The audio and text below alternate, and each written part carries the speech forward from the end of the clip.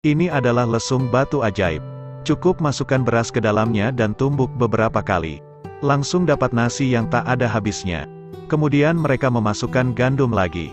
Seperti yang diharapkan, tumpukan biji gandum muncul dari dalam. Hanya karena lesung batu ini datang dari langit. Ini adalah alat khusus dari 2 ekor kelinci yang digunakan untuk membuat obat. Dalam proses rebusan, salah satu kelinci secara tidak sengaja menembakkan obat ke kelinci giok lainnya. Kelinci giok dengan marah melemparkan matanya yang putih. Kemudian pukul kepala kelinci lainnya dengan halu.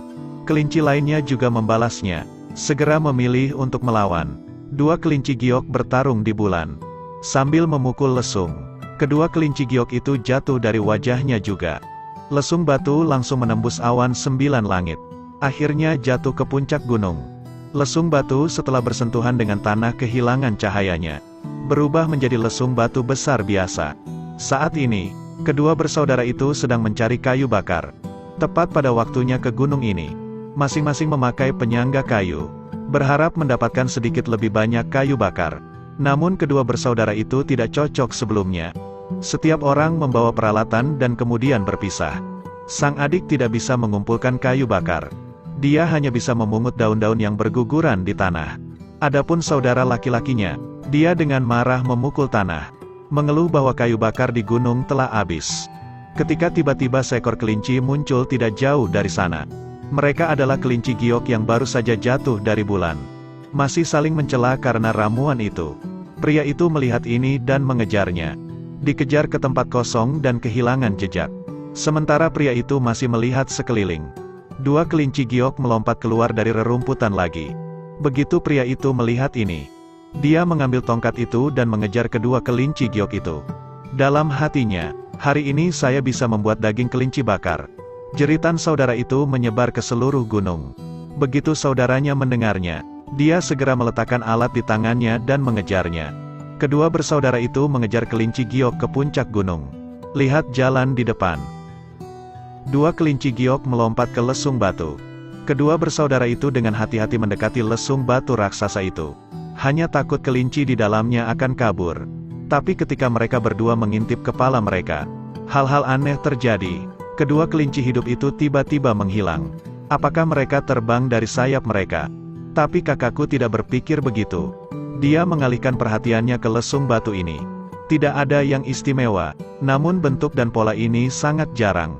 Kedua bersaudara itu bernegosiasi untuk membawa benda hitam ini pulang. Juga dianggap menutupi kekurangan kayu bakar. Sesampainya di rumah, ibu dan adik laki-laki saya sangat penasaran dengan lesung batu raksasa ini. Adiknya membuat halu kayu di tempat yang cocok dengan lesung batu. Digunakan untuk membuat makanan untuk dimakan. Tetapi setelah halu kayu selesai, adik laki-laki itu ingin ibunya membuatkannya nasi untuk dimakan. Tetapi hanya ada sedikit nasi yang tersisa di rumah. Dan dia harus beternak ayam untuk bertelur. Tetapi dia harus menghadapi pemandangan putranya yang menangis di tanah. Ibu hanya bisa mengeluarkan nasi sisa dari rumah. Dan menuangkannya ke lesung batu itu. Lalu menumbuknya di dalam dengan halu. Setelah berasap putih, lesung tidak bisa berhenti. Ini seperti diare. Butiran beras tidak bisa berhenti menyembul keluar dari dalam.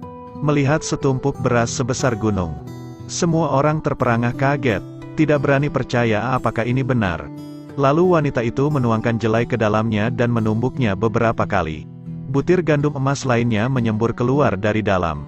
Karena untuk menguji kesaktian lesung batu itu lagi, mereka memasukkan koin ke dalam lagi. Hati mereka berdebar. Segera muncul setumpuk besar uang. Mereka masih melihatnya dengan bingung. Masih ada hal yang begitu baik di dunia. Mereka setelah ini menjadi kaya. Mengubah rumah daun mereka menjadi rumah mewah. Menjadi orang terkaya di kota. Namun kekayaan selalu terjalin dengan nafsu. Kedua bersaudara itu mulai mendiskusikan kepemilikan mortir itu. Keduanya ingin mengambil lesung batu itu sebagai milik mereka. Kakakku bilang dia yang pertama kali menemukan lesung batu. Seharusnya ini milikku. Tetapi saudara laki-laki saya mengatakan bahwa lesung batu itu saya bawa. Harus menjadi milikku. Kedua bersaudara itu tidak menyerah pada siapapun. Berjuang dari siang hingga malam. Segera insiden itu menyebar di kota kecil. Semua orang di kota datang untuk melihat lelucon mereka. Karena tidak membiarkan masalah ini terus bergejolak. Kepala desa secara pribadi datang untuk membantu mereka memecahkan masalah pembagian batu lesung. Dia meminta kedua bersaudara itu untuk berbicara secara bergiliran. Namun dihadapkan pada situasi di mana mereka masing-masing memiliki pendapat. Gubernur memanggil pekerja untuk datang. Biarkan mereka memecahkan batu lesung menjadi dua. Begitulah menjadi adil. Kedua bersaudara itu juga tidak mengeluh tentang hal ini. Tukang batu perlahan mendekati batu dengan palu besar dan paku baja. Perbaiki paku baja di atas. Lalu angkat palu.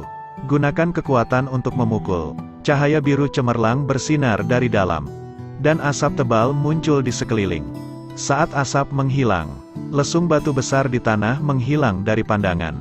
Kedua bersaudara itu buru-buru mencari di tanah. Saat ini, gubernur mengatakan bahwa lesung batu itu awalnya adalah harta karun di langit. Namun sayangnya jatuh ke dunia manusia. Itu mungkin memberi harapan kepada orang miskin.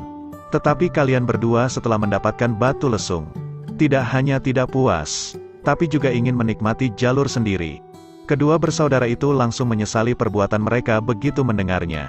Ternyata lesung batu itu berubah menjadi dua kelinci giok. Mereka harus memulihkan mortar batu rebusan. Namun setelah melewati ini, saudara-saudara menjadi mengerti bahwa kekayaan hanya bisa diraih melalui kerja keras mereka sendiri.